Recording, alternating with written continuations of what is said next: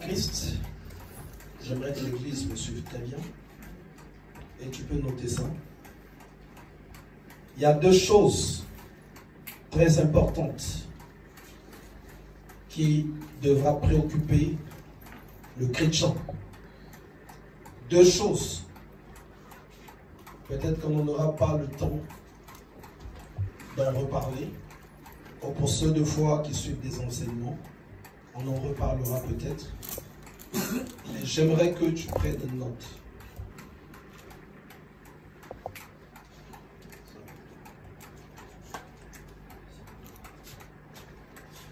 Donc, il y a le salut. Le salut qui est synonyme de la libération, délivrance. Donc, salut, je mets le salut donc entre parenthèses.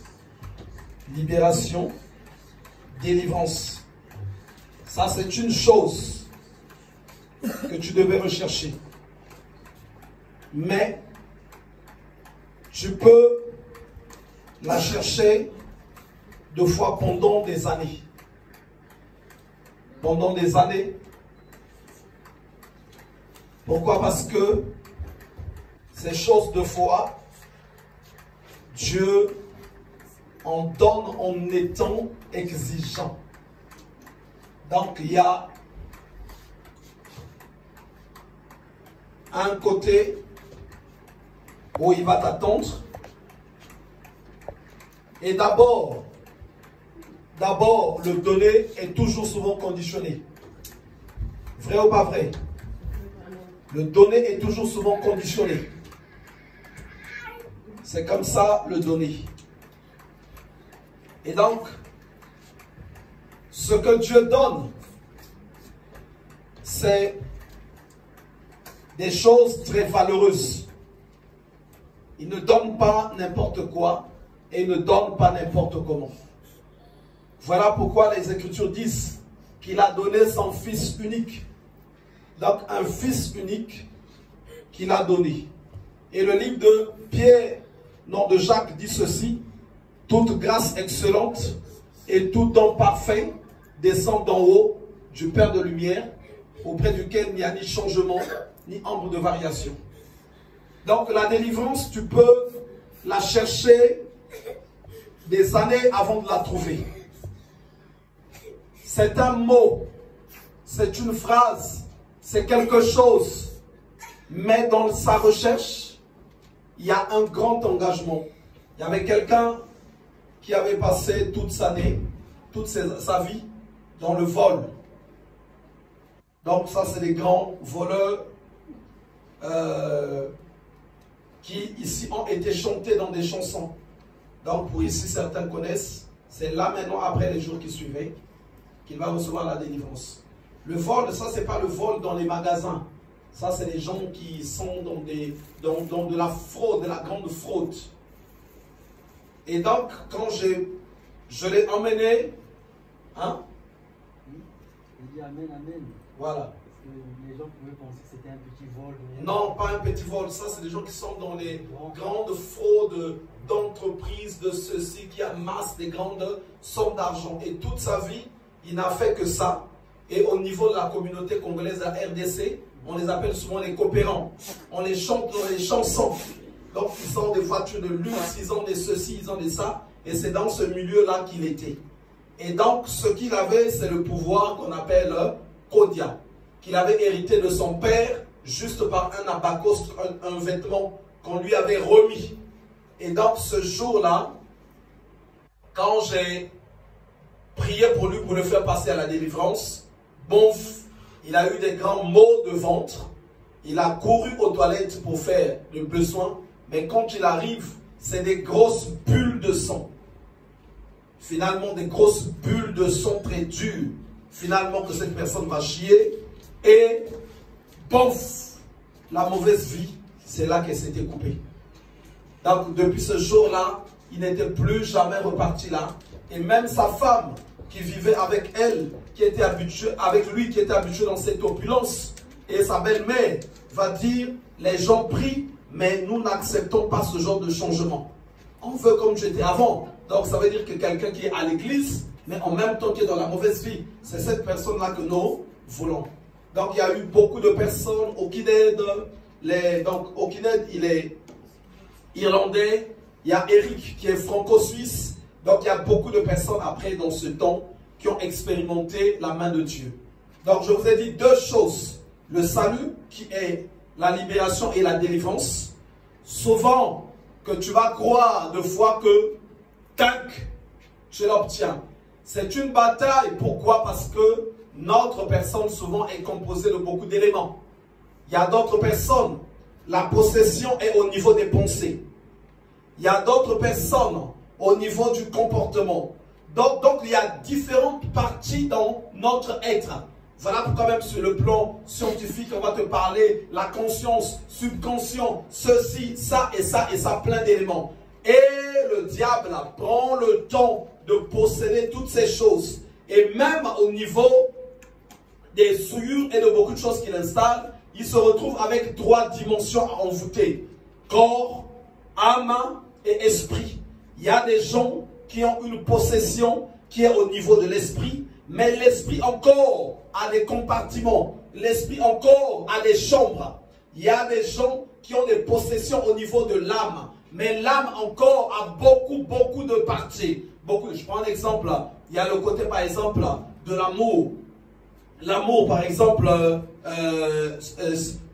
comment je vais dire, sentimental entre un homme et une femme. Cette relation, ce lien-là d'amour, c'est au niveau de l'âme. Il y a aussi par exemple l'amour fraternel, familial. Il y a le côté par exemple professionnel. Il y a beaucoup de dimensions. Voilà pourquoi certaines personnes qui vont de fois voir, il a eu une délivrance, il a vu ça de nuit. Mais quelque temps après, pendant qu'il avance, il constate encore, il y a eu encore une autre délivrance. Il y a eu encore une autre délivrance. Il y a eu encore une autre délivrance. Parce que même en même temps, notre personne à nous peut jouer plusieurs rôles. Il y a un côté de fois où tu es médecin. Il y a un côté où tu es père de famille. Il y a un côté où de fois tu es par exemple professeur de piano. Il y a un côté où tu joues à la pétanque, où tu fais du karaté. Il y a un côté où tu vas à l'église. Mais pourtant ce n'est que toi, mais qui te retrouve avec beaucoup de costumes. Parce que notre esprit est en mesure de pouvoir recevoir beaucoup de choses. Regardez un peu ce que Jésus a dit sur le démon de Gadarasa. La parole de Dieu va dire qu'il avait une légion de démons. Or, regardez comment est l'être humain. En tout cas, ça m'étonnerait qu'il y ait 10, même qu'il y ait un être humain qui commence ici. Jusque-là, je ne pense pas. Je ne pense pas qu'il y en ait. Mais le démon de Gadarasa, il avait une légion de démons. Or, une légion, c'est des milliers de démons. Comment des milliers de démons peuvent être dans une personne? Comment des milliers de démons? Parce que l'être humain peut stocker beaucoup de choses. Peut stocker beaucoup de malédictions. Peut stocker beaucoup de condamnations. Peut stocker beaucoup de mauvaises choses. Donc, il y a ce côté de délivrance auquel chaque personne devrait être engagée. Il y a des gens, de foi, dans ta lignée familiale, le côté mariage n'a pas été touché par le diable. Il n'a pas été vendu. Il n'a pas été détruit. Mais vous, de foi, l'exemple, c'est le côté financier. Ce côté-là est bloqué. De fois, tel et tel côté. Pour d'autres personnes, les gens ne se marient pas. Les gens n'ont pas ceci. Non, donc, il y a beaucoup de côtés où l'ennemi peut toucher ou ne pas toucher. Et quand la personne arrive à Christ, il n'y a pas autre chose. Christ n'est pas ton ami. Christ n'est pas quoi? La seule chose qu'il veut, pour laquelle il est venu, c'est pour notre libération. Et cette libération, c'est celle-là qui implique le salut, la délivrance. C'est ce côté-là. Mais ce n'est pas le seul côté qui doit nous préoccuper ou qui est utile dans la marche. Il y a le deuxième côté qu'on appelle la restauration. La restauration. Ça, c'est un côté aussi très important. Donc, les deux points qui sont très importants dans la marche, c'est la délivrance, libération et la restauration. Tu es délivré, mais si tu n'es pas restauré, ça ne serait pas quelque chose vraiment d'agréable. Je vous prends un exemple. Un véhicule qui a fait un accident, qui ne roule plus, mais finalement au garage, bof, le mécanicien fait son travail, il redémarre le véhicule. Mais redémarrer le véhicule ne veut pas dire que le véhicule a été restauré. Deux fois pendant l'accident, les pare-brises ont été brisés. Pendant l'accident, le pare-choc a été détruit. Tu vas retrouver un véhicule dont le moteur vraiment a redémarré, mais les roues sont encore tordues. Il est en train de rouler sur la route. Non, quelque part, ça va t'emmener à penser qu'il y a quelque chose qui ne va pas. Pourtant, le véhicule démarre bien. Pourtant, le véhicule a bien été rallumé, revenu en vie. Donc, délivré de la mort, puisqu'il a fait un accident. Il ne pouvait plus revivre. Mais quand le mécanicien arrive, le mécanicien redonne la vie. Le véhicule redémarre. Mais après, il faut restaurer le véhicule. Vous allez constater, avant que le véhicule ne démarre, avant qu'on lui redonne la vie chez le mécanicien, il va commencer à enlever tout ce qui a été usé. Tout ce qui a été usé, parce que quelque part, ce véhicule a été accidenté, détruit. Et le mécano, c'est le libérateur du véhicule. C'est le libérateur. Donc il vient pour redonner la vie. Mais pour redonner la vie, il doit enlever tout ce qui est mauvais. Tout ce qui est mauvais, il doit réparer, il doit redonner vie, et le véhicule revient en vie. Mais un véhicule qui revient en vie, ce n'est pas suffisant simplement de s'allumer. Ce n'est pas suffisant simplement de démarrer. Sinon, il perd sa valeur. Ce véhicule perd sa valeur. Un véhicule qui a été accidenté, pour qu'il retrouve sa valeur, il faut qu'il soit restauré totalement. Une nouvelle peinture, si l'intérieur a été touché, changer les fauteuils, changer les phares, les clignotants, changer le tout. Et c'est là que le véhicule reprend sa véritable valeur. Donc le mécanicien redémarre le véhicule. En même temps, il va restaurer le véhicule. Il va restaurer pour le redonner encore de l'éclat, pour lui redonner encore de la valeur, pour faire de sorte qu'encore que ce véhicule soit réapprécié. Quand il arrive, ce véhicule-là a maintenant cette grâce d'avoir un regard favorable des gens parce qu'il a été restauré. Et le chrétien, quand il vient à Dieu, ce sont ces deux choses qui doivent le préoccuper. Donc d'abord, reprendre vie, délivrance, libération. C'est ça qui donne la vie. Délivrance et libération. Mais ça ne s'arrête pas là. Il y a ensuite la restauration qu'il doit connaître, qu'il doit vivre. La parole nous dit, jusqu'à ce que nous ayons revêtu Christ. Revêtu Christ. Jusqu'à ce que Christ soit formé en nous. Parce que avant de venir à Christ, on n'avait pas déjà revêtu Christ. Christ n'était pas encore formé en nous. Christ n'était pas encore formé en nous. Et donc nous devons lutter. Nous devons lutter. Nous devons batailler pour que Christ soit formé en nous. C'est une préoccupation que doit avoir un chrétien. Une préoccupation. Regarde seulement la voiture. Une voiture accidentée, je reviens encore sur ça. Une voiture accidentée qui a bien redémarré, mais qui est dans son état de cabossage, il va passer devant toi. Pourtant la voiture s'allume bien. Pourtant la voiture roule, mais tu en seras indigné. Tu en seras indigné. Donc, la police va arrêter ce véhicule.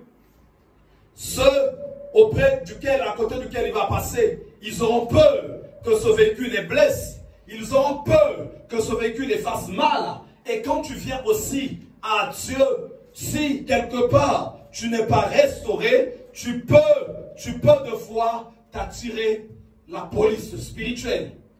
Tu peux de fois créer l'indignation. Donc la délivrance, la libération va de pair aussi avec la restauration. Tu dois être délivré, tu dois être libéré et ensuite tu dois être restauré.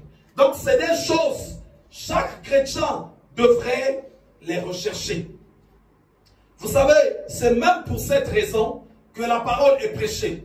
Vous savez, les ministères n'ont pas été donnés pour rien. Ils ont été donnés pour ça. Pour ça. Pour la libération et pour la restauration. La restauration, on va le lire dans le livre d'Éphésiens. Donc on nous dit pour le perfectionnement. Pour le perfectionnement des saints. C'est ce que même le livre d'Éphésiens utilise comme expression. Le perfectionnement des saints. Parce qu'on arrive, on nous redonne vie. Mais on est d'abord imparfait. Imparfait. Généralement, on est dans la génération des chrétiens. Là où pour eux, il a donné la vie à Christ. Bon, ça s'arrête là. Et ce qui est malheureux dans le temps où nous sommes, c'est que les gens n'ont pas conscience que nous devons donner la possibilité à Dieu de nous délivrer. On doit donner la possibilité. Vous savez, le véhicule arrive chez le mécanicien. Chez le mécanicien, bon, écoute, ce véhicule-là, il est mort. Ce véhicule-là est en panne. Il faut que tu le répares. Après, le véhicule dit, ah ben non, moi tu ne me répares pas. Ah ben non, moi tu ne me répares pas. Le véhicule commence à se déplacer. Le véhicule commence, mais il y aura quelque chose d'anormal. Il a été emmené. Il a été emmené vers le mécano afin qu'il soit réparé. Et c'est le mécano qui sait ce qu'il doit faire. Voilà pourquoi la parole de Dieu nous est donnée. Parce que c'est Dieu qui sait comment on doit être réparé, comment on doit être libéré. Voilà pourquoi tous les jours, je dois prier pour l'obéissance de mon âme. Mon âme obéit, mon âme écoute. Écoute parce que nous ne sommes pas bien. Nous ne sommes pas bien. Nous devons être bien. Et lui, c'est le réparateur. Lui, c'est le réparateur. C'est lui qui va nous réparer. Mon âme entend. Mon âme entend. Pourquoi es-tu rebelle? Pourquoi n'écoutes-tu pas? Pourquoi n'écoutes-tu pas? Mon âme écoute. Mon âme écoute. C'est pour ton bien. Voilà pourquoi il est écrit ceci. Il est écrit, voilà ce que dit cette expression. Écoute-moi et tu vivras. Écoute-moi et tu vivras. Écoute-moi et tu vivras. Écoute-moi et tu vivras. On nous dit écoute-moi et tu vivras. Écoute-moi. Ça c'est Dieu qui dit. On nous dit encore, Proverbe 4. Mon fils, sois attentif à mes paroles, car c'est la santé pour ceux qui la trouvent. C'est la santé. On va lire Proverbe au chapitre 4. À partir du verset 20. Voilà ce que dit la parole de Dieu. Mon fils, sois attentif à mes paroles. Prête l'oreille à mes discours. Qu'il ne s'éloigne pas de tes yeux. Garde-les dans le fond de ton cœur. Car c'est la vie pour ceux qui les trouvent. C'est la santé pour tout leur corps. Quand le véhicule arrive chez le mécanicien donne sa parole pour la guérison, la réparation de ce véhicule. Il dit, il faut telle chose, racheter un filtre à huile, racheter de l'huile moteur. Il faut changer les bougies de préchauffage parce que le mécanicien connaît ce qui donne la vie au véhicule. Et Dieu aussi connaît ce qui nous donne la vie. Voilà pourquoi ici il dit, c'est la santé pour ceux qui les trouvent. C'est la santé. Car c'est la vie pour ceux qui les trouvent. C'est la santé pour tout leur corps. Ces choses qui ne sont pas souvent les préoccupations du chrétien. Et ça fait que le chrétien tape souvent à côté. Le chrétien tape souvent à côté. En fin de compte, quand tu viens à Christ, dans un premier temps, tout ce que tu fais, c'est pour ta délivrance. C'est pour ta libération. Tu es au réunion pour ta libération. Tu es au culte pour ta libération. Ton offrande, c'est pour ta libération. Ton donner, c'est pour ta libération. Ton jeûne, c'est pour ta libération. Tout ce que tu fais, c'est pour ta libération. Parce que ça, c'est d'abord une préoccupation. Quelque chose d'essentiel. quelque chose d'essentiel. Quand un enfant naît, tout ce qui est en train de se passer, c'est pour qu'il naisse. Ce n'est pas pour qu'il aille acheter une voiture. Il y a un enfant qui est en train de naître, mais lui il est en train de lutter pour aller acheter un téléphone. Non, il va mourir. L'enfant, tout ce qui se fait comme bataille, c'est pour qu'il naisse et qu'il vive. Et qu'il vive. C'est pour ça que la maman est dans la salle de travail. Et c'est pour ça que l'enfant tourne, il baisse sa tête, deux fois il remonte, il y en a qui viennent par les pieds. Et il y a beaucoup de mouvements qui se font, mais dans le seul but d'avoir la vie. Il y a des chrétiens en qui il n'y a pas encore la vie. La mort est encore là. Mais lui, il est dans le Seigneur, deux fois pour avoir telle chose. Ou il est comme à l'aventure. Il est comme à l'aventure. Il y a des chrétiens, c'est pour être restauré. Mais ses oreilles ne sont pas vers Dieu. Ses oreilles sont vers les amis et connaissances. Les oreilles sont vers les frères et sœurs. Ils sont vers les frères et sœurs.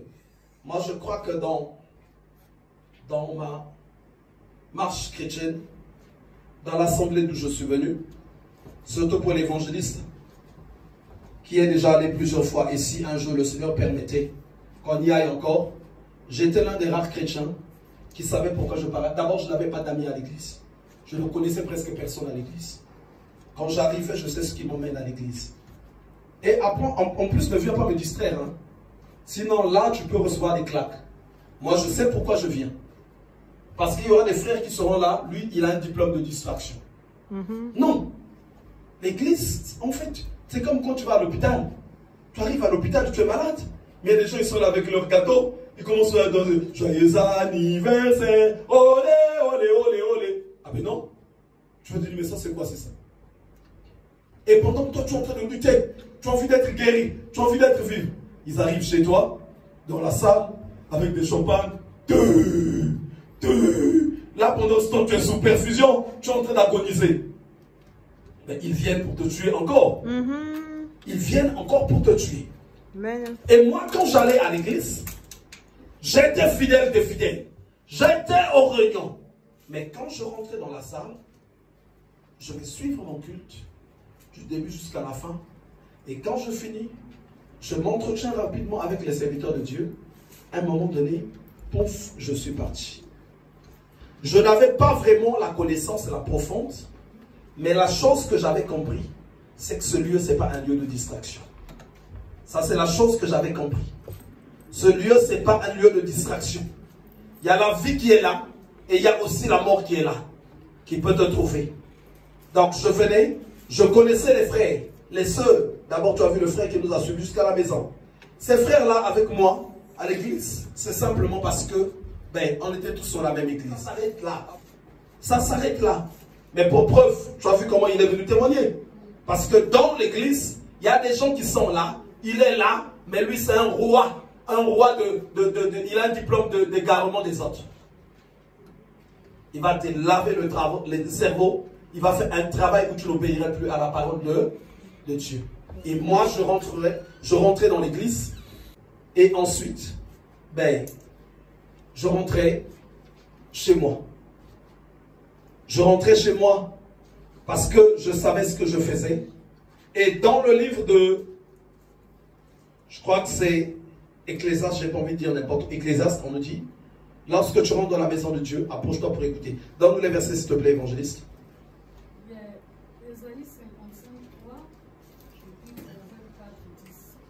Proverbe 4, 10. On va.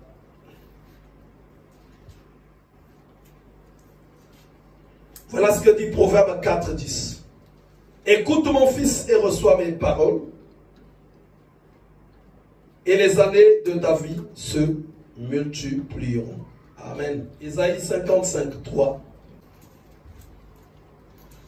Prêtez l'oreille et venez à moi.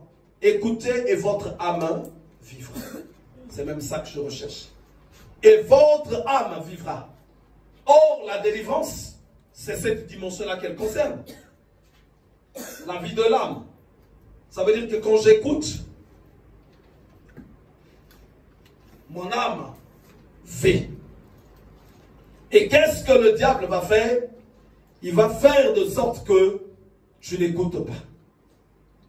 Et dans ta marche, cette chose-là ne doit pas t'abandonner.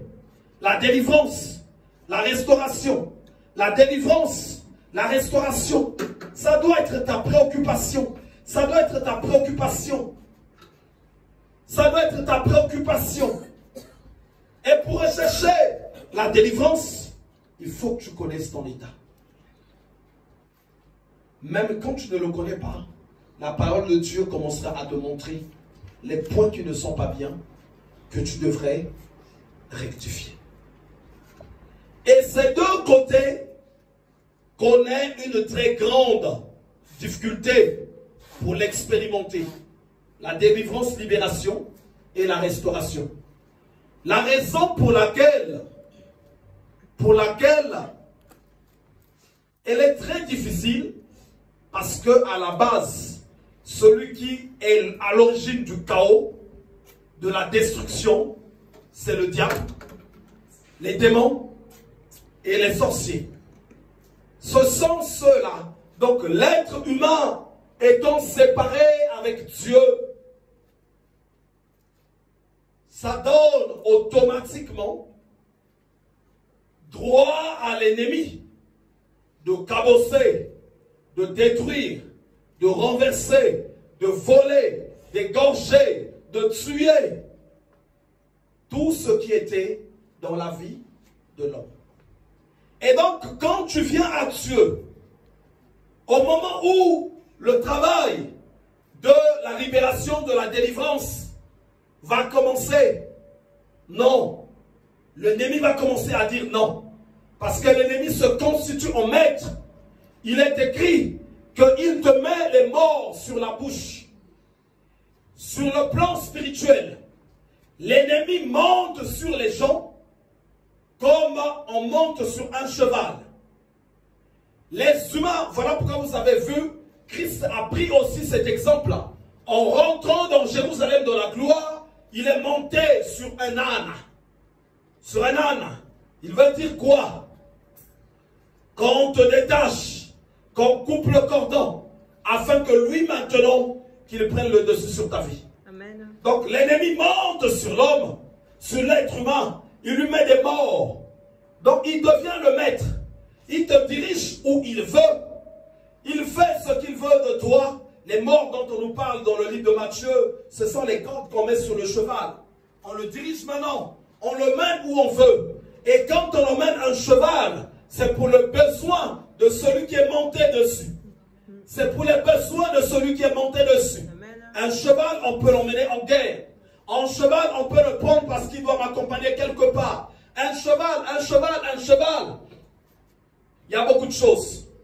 Et donc, quand l'ennemi te met des mots, il commence à diriger ta vie vers son intérêt. Il a un intérêt. Il y a quelque chose qu'il gagne. Il y a un profit qu'il tire.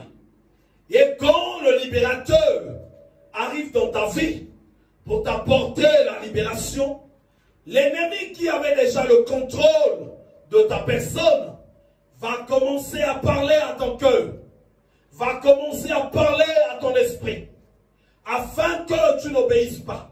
Mais avant ça, il sait qu'il y a un sauveur qui est venu sur la terre, qui pourra peut-être paraître d'un moment à l'autre. Donc l'ennemi va semer l'incrédulité, l'égarement, la perdition, la désobéissance, l'endurcissement.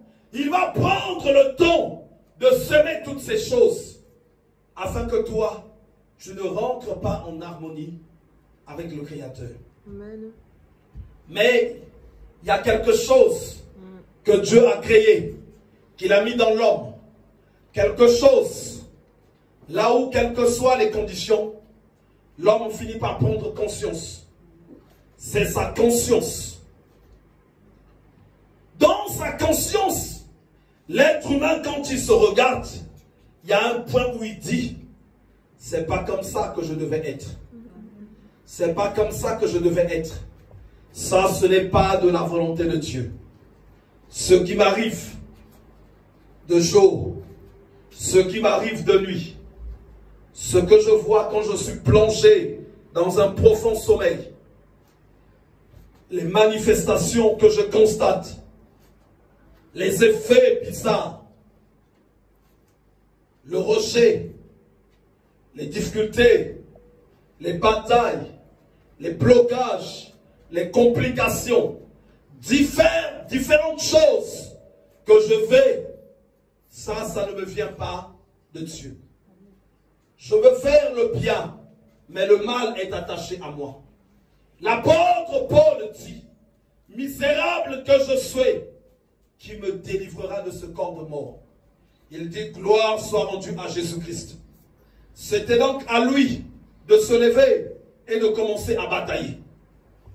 Il a dit quelque part, toutes ces choses qui étaient pour moi comme un gain, il dit, je les considère maintenant comme de la boue, afin de gagner Christ. Amen. Parce qu'il devait avancer pour recevoir la libération et la délivrance.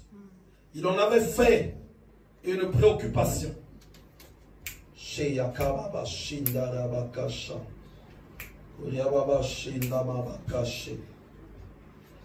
en a fait une préoccupation.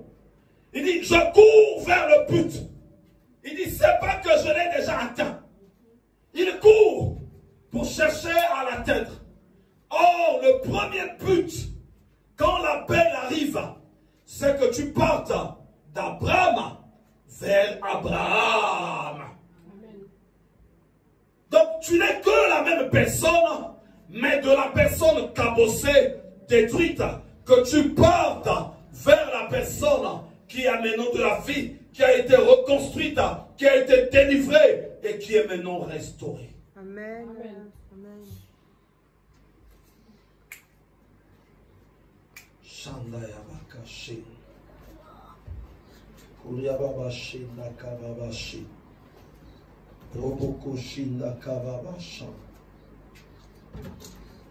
Je dois courir.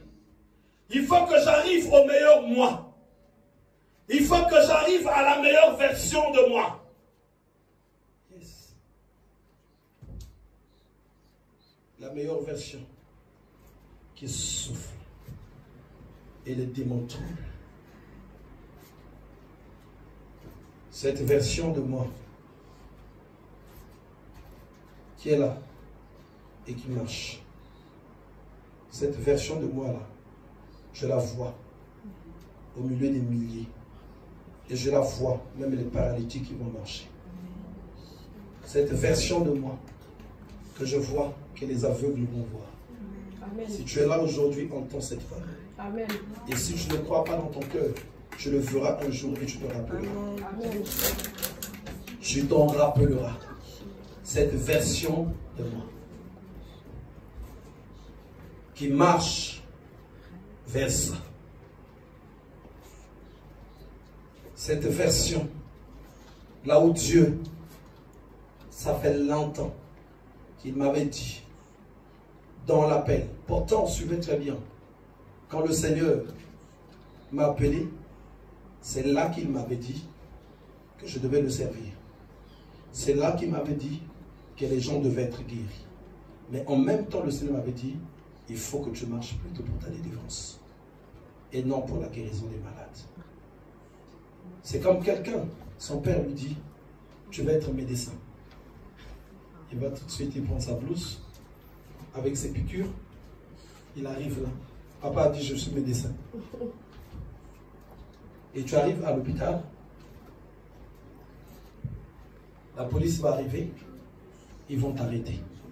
Et c'est ce qui arrive à certaines personnes. Il a la promesse de servir Dieu. Dès qu'il a entendu ça, il prend tout de suite ses affaires. Il prend ses affaires. Et quand les gens vont bien le frustrer, regardez. Ton père dit, toi tu es médecin, toi tu es médecin. Tu vas finir, toi tu finiras par être médecin, toi. Mais tu prends tes affaires et te voilà maintenant qui arrive à l'hôpital. Oh, je suis venu soigner les malades. Toi, c'est qui? Oh, moi, c'est le médecin, c'est papa qui a dit ça. Quand ils vont te chasser à l'hôpital, ils vont te chasser. Après, en fait, tu deviens frustré. Tu commences à être contre les personnes qui t'ont chassé. Contre les personnes qui t'ont chassé. C'est des mauvais. C'est le shaitan. Comme ceci. Ils sont mauvais. Comme ceci. Mais en fait, ce n'est pas eux qui sont mauvais. C'est normal qu'on te chasse. C'est normal qu'on te chasse. Parce que pour être médecin, il y a des étapes. Il y a des étapes. Il faut que tu sois couvert par des médecins qui vont t'encadrer. Même quand tu commences le travail, ils vont être là pour t'avancer. On parlait aujourd'hui avec Megan. Regardez un peu l'enfant Jésus. Il naît. Et Dieu dit à Joseph, prends-le, allez en Égypte. Mais Dieu pouvait tout faire. Il enlève cette adversité. Il enlève toutes ces choses. Allez, l'enfant Jésus vit. D'abord, Joseph, même c'est qui? Joseph quitte là. L'enfant Jésus, le bébé Jésus. Il est là avec sa couche. Il va faire sa cuisine lui-même. Il va faire tout lui-même. Mais il fallait que l'enfant Jésus ait de la couverture. Ait de la couverture. Parce que dans le terme spirituel, il y a des batailles que tu ne peux pas combattre, que seul le maître peut combattre. Amen. Tu ne peux pas combattre certaines batailles. Ça va te briser le cœur. Tu seras aigri. Il y a des gens qui ne pourront plus jamais. Donc le diable les a tellement donné des kung fu. Il ne pourra même plus prier quand tu se mets à genoux.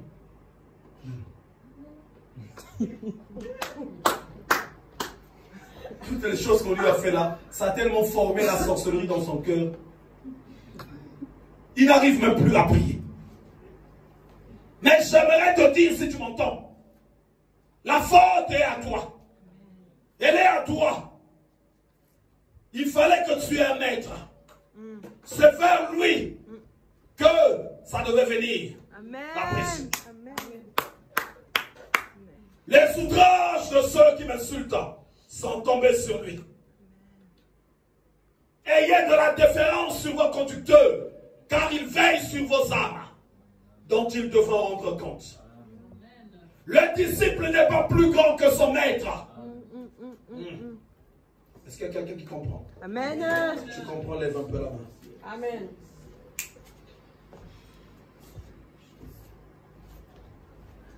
Tu vas, tu te lèves. Oh, moi, papa a dit. Papa a dit. Et les démons, ils te regardent. Tu n'as pas déjà encore été libéré. Tu n'as pas encore déjà été restauré. Comme un véhicule cabossé qui va aller sur la route. Et ils ne vont pas t'attraper pour t'emmener en fourrière. Ils vont encore bien te cabosser. Ils vont prendre leur marteau mystique. Bon, bon, bon, bon, bon. Et quand tu reviens, te voilà. Oh, ah! Ah, la prière m'a découragé, hein? Moi, comme ceci, hein? Non. C'est comme un enfant de l'école primaire. Il dit, toi, tu seras cadre. Hein? Tout de suite. Ah non, il faut que j'aille vite faire à l'université. Que je fasse mon master et puis que je commence là. Ils arrivent là, les étudiants te poursuivent. Et puis voilà, après, c'est les problèmes qui commencent. La préoccupation sur ces choses a des règles, des principes qu'il faut respecter. Des principes qu'il faut respecter. Donc déjà, la première partie de la marche chrétienne, en fait, n'est que concentrée sur ça. N'est que concentrée sur ça. Oh, il y a des gens déjà, regardez ce que je vous dis aujourd'hui. Regardez. Je vous dis 2 fois d'aller faire des analyses, d'aller regarder. Toutes les personnes qui, dans les premiers points de leur marche chrétienne, se sont concentrés sur le service, tous ils reçoivent des projectiles. Tous, vous allez les voir, c'est des chrétiens aigris. C'est des chrétiens aigris. Parce que il faut que tu sois d'abord sous la couverture des maîtres. Amen. Vous n'allez pas voir que Samuel, on l'a mis dans le temple directement. C'est lui qui commence à conduire les choses. Non, non, non, non, non, non, non. Il était là. Il fallait qu'on l'apprenne à connaître Dieu. Il fallait qu'on l'apprenne à se tenir dans la présence de Dieu. Parce que cette dimension-là est une dimension mystérieuse. Mais ce n'est pas en vain que Nicodème est venu voir Christ de lui. Mais c'est le même qui le combattait. On ne sait pas s'il avait été tapé par les démons. On ne sait pas qu'est-ce qu'il a rencontré. Il a dit, je ne veux pas mourir. Je ne veux pas mourir. Comment cet homme fait? Qu'est-ce qui se passe? Il vient et dit, Maître, nous savons que personne ne peut faire ce que tu fais si Dieu n'est avec lui. Mais eux, les Nicodèmes, ils savaient des grandes écoles de la loi. L'école même de Gamaliel, d'où est sorti les pauvres. C'est les gens qui pouvaient te lire la Bible, la Torah en ce temps-là. Il a récité toute la matinée. Même la Torah est finie. Mais les choses de Dieu, voyez. Et quand il vient voir Christ, personne ne peut faire ces choses que tu fais si Dieu est avec lui. Amen. Jésus le dit, il faut que vous naissiez de nouveau. Donc il fallait qu'il y ait le maître des maîtres qui lui enseigne sur comment avancer. Donc Jésus lui dit, la réponse qu'il lui a donnée, il faut que tu sois un bébé et que tu aies un père. Mais un bébé, quand on est le nouveau, vous avez vu que quelqu'un déjà naître avec 36 ans. Oh, il est né à 36 ans. C'est pas possible. Il faut que tu naisses bébé. Jésus lui dit, Nicodème, tu dois être un bébé. Tu dois passer vers certaines étapes. Et dans cette bataille qui bloque la libération, il y a la fausse compréhension de la personne et il y a le travail des démons. Dans cette bataille qui bloque la restauration, il y a la fausse compréhension de la personne et il y a le travail des démons. Ce sont ces choses qui font que les gens tâtonnent. Éphésiens 6 au verset 12, on nous dit, car nous n'avons pas à lutter contre la chair et le sang. On nous cite les démons, on nous cite les sorciers, on nous cite les satanistes, on nous cite toutes ces choses. Et quand vous allez commencer Éphésiens 6 au verset 10, on nous dit, au reste fortifiez-vous dans le Seigneur, ou pour conclure, puisez votre force dans le Seigneur, simplement parce que la bataille, elle est rude.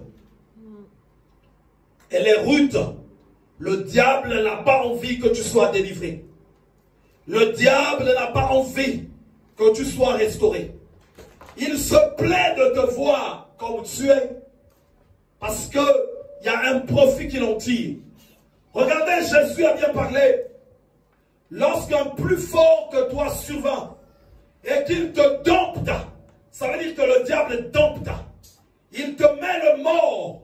Il te dirige dans la direction qu'il veut afin qu'il en tire profit.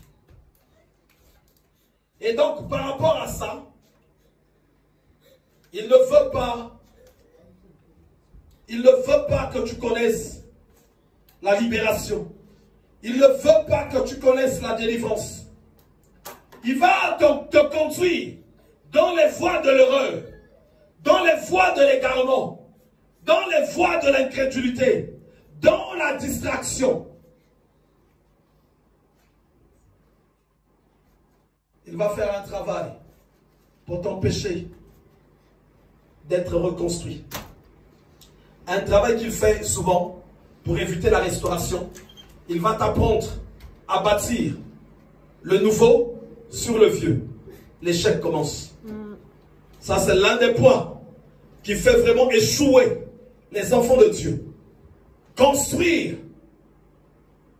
en prenant le nouveau pour bâtir sur du vieux.